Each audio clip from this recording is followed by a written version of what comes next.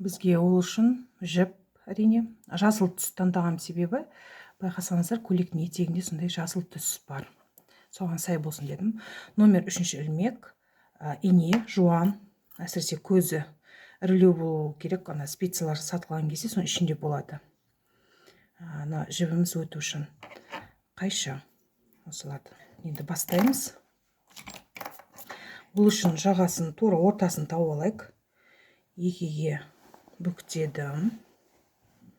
Сөйтемді, ана жерден қараймыз қазір. Әнекей. Мына жерлерден кіргізіп аламын қазір.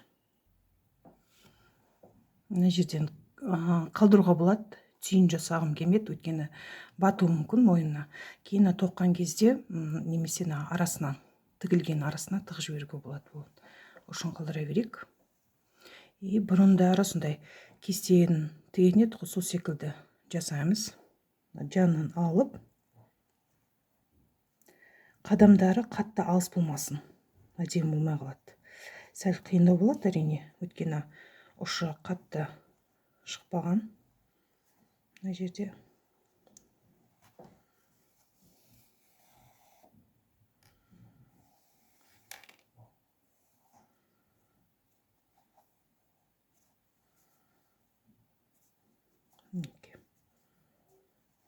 кейін осы жерден тартып аламыз. Қазір бірнешеуін ғана көрсетейін сіздерге. Видеомыз ұзақ болып кетпеу үшін.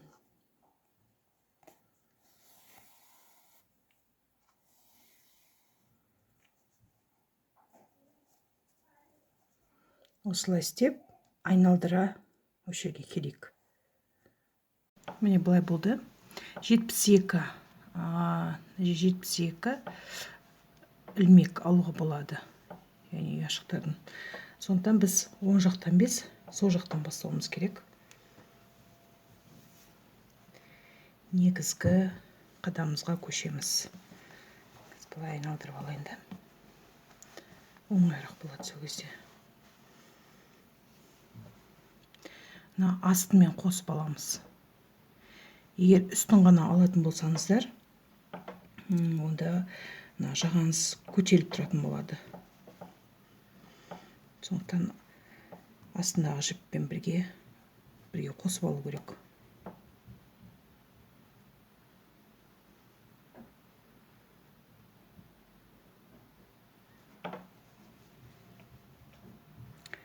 Кәдімгідей тоқылады бұл жерде. Мына жіпті кейін тығып жібереміз ұшын.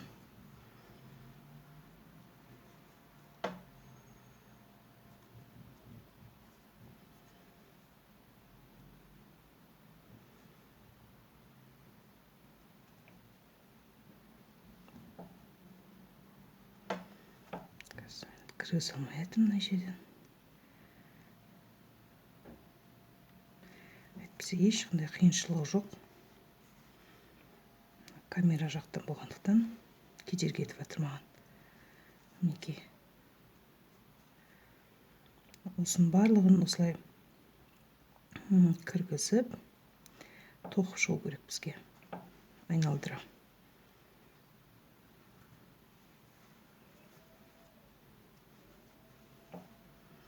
Асты былай, үсті былай. Қазір осылай істеп шығайын мен. Сіздерде мына жерге дейін айналдырып келіңіздер. Міне соңғысы, және де бір ілмек аламыз. Енді бұрамыз. Былай.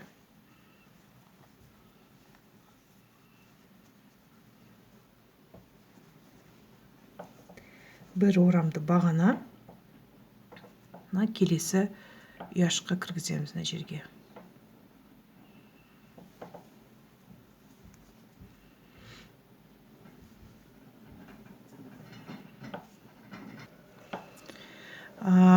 Осы қатарда мұқият болсаңыздар, қазір бас жағында. Өйткені келесі өрнектер солай қайталана беретін болады. Бір орамды бағана. Мына жерге тоқыдық. Бір ұяшықтан қалдырып отырамыз, келесі ұяшықта тоқып отырамыз. Бір орамды бағана, екі ілмек аламыз. бір орамды бағана сол жерге қайта келеміз.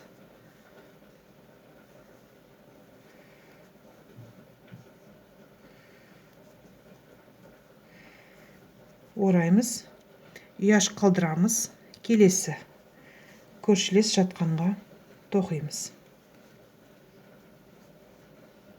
Сонда мынандай болып шығу керек бізде өрнегіміз. Тура мынаны қайталаймыз.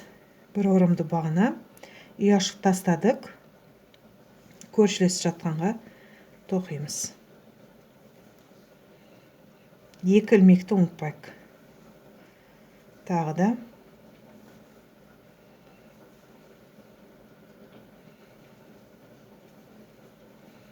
бір орамды бағана, бір ұяш қалдырдық, келесі ұяшқа.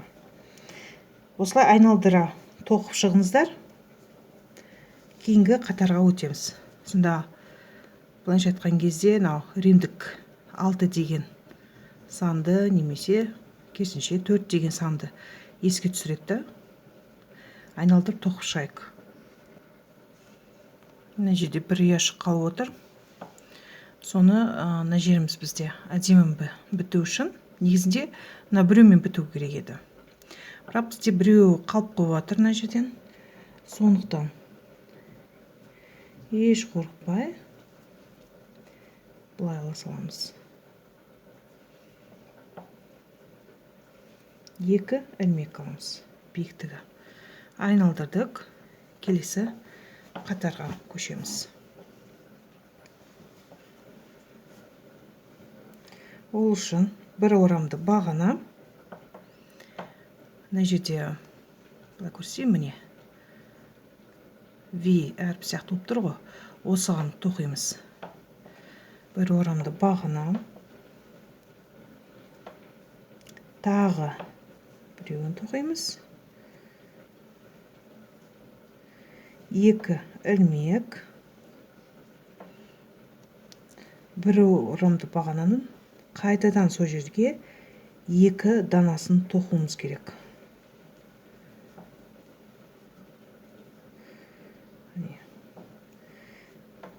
Сонда осының бойымен жағамыз ұлғая түседі.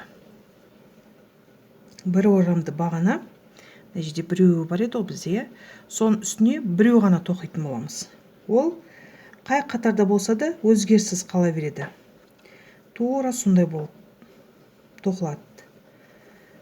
Міне мына жерге келген кезде тағы көрсетіп жіберейін. Бір орамды бағана, тағы да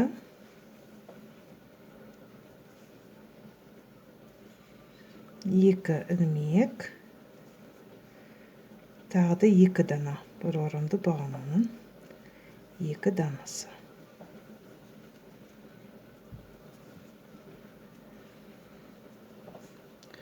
Осылай тоқыла беретін болады. Айналдырып тоқимыз. Айналдырып келіп, соңғы ілмегім қалды. Мына жерден аламыз да.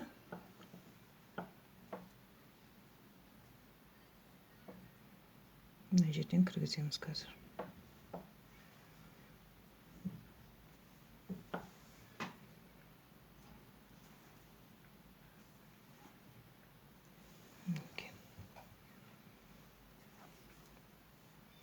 Екі ілмек, биіктігі айналдырамыз.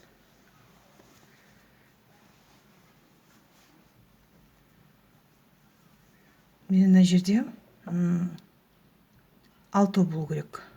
Бір орамды бағананың 6 данасы, үшеуден 2 ілмек бөліп тұрады. Біреу, екі,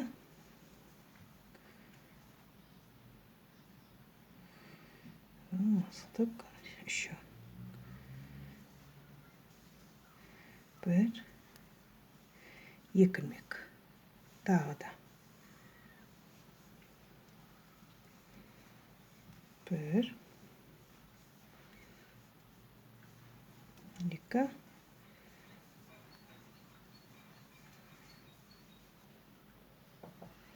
мына жерде 1 болды, мына жерде 2 болды, мына жерде 3 болды. Сондай 6 болады бұлар қосқан кезде. Ал бір орамды да еш өзгеріссіз бір орамды болып қала береді.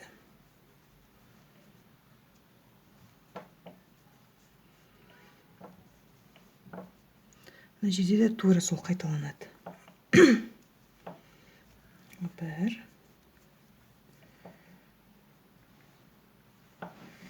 2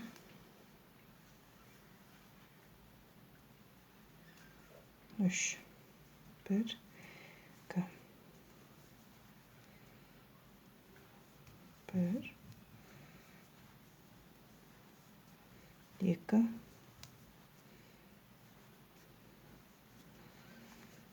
түсінікті болды деп ойлаймын. Осылай қайталана береді.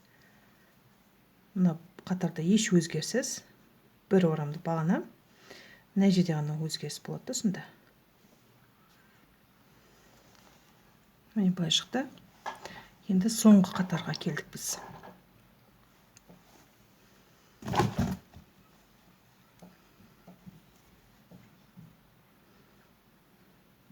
Bir, 2.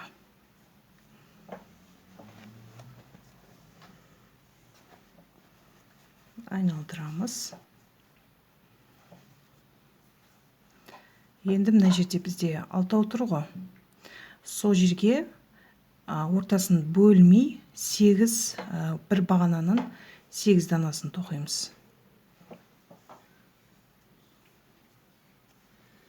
1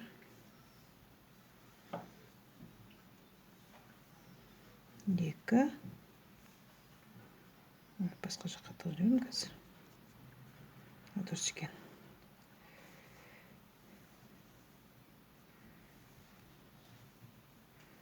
3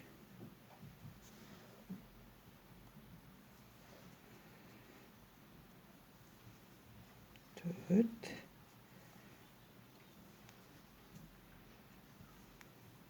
5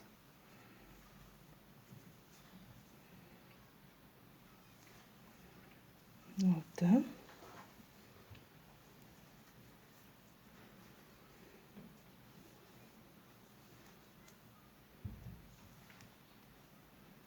7, соңғысы 8.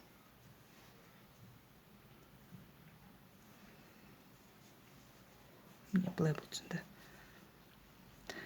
Ал мына жерде жаңа алдында айтқандай еш өзгеріссіз бір орамды бағана ғана тоқылады.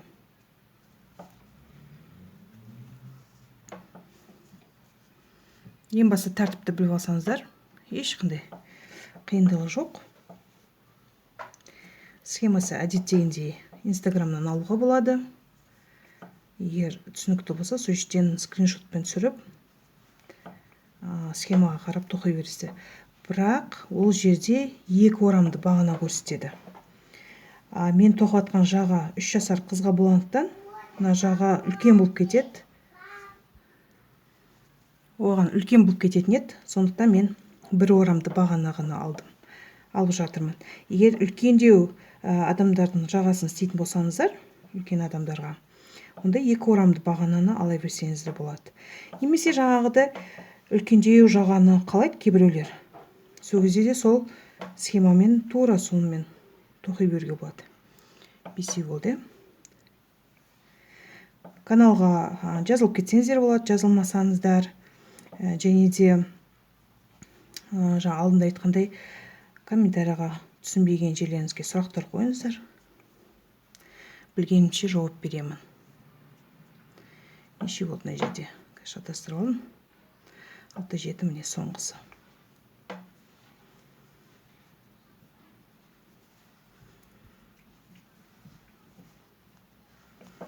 Окей. Осылай тоқи береміз.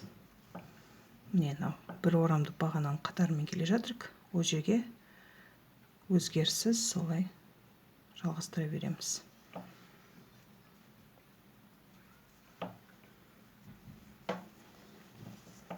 Көрсетейін.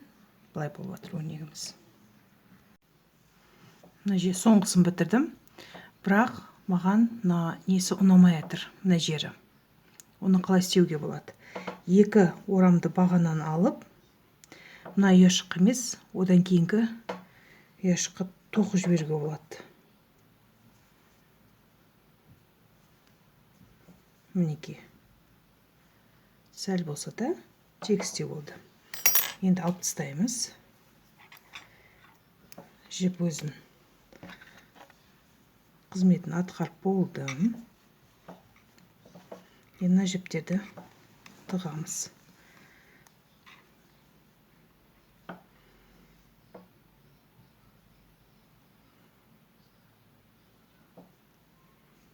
Тартамыз да былай.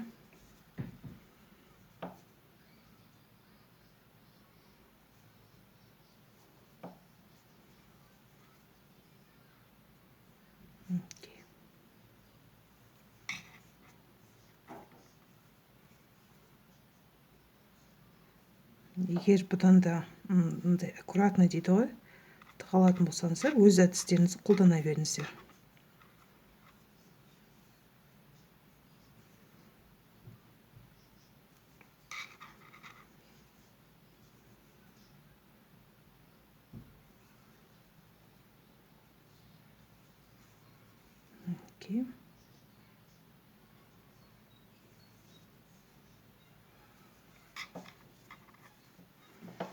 Мынау жіп артындағы еді.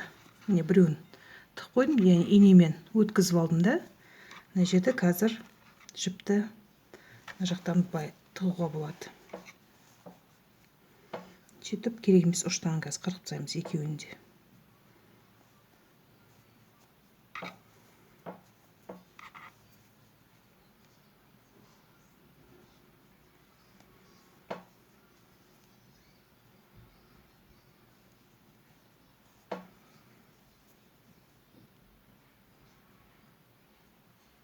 Жеткілікті болады деймін. Тағы бір ұяшық тықсам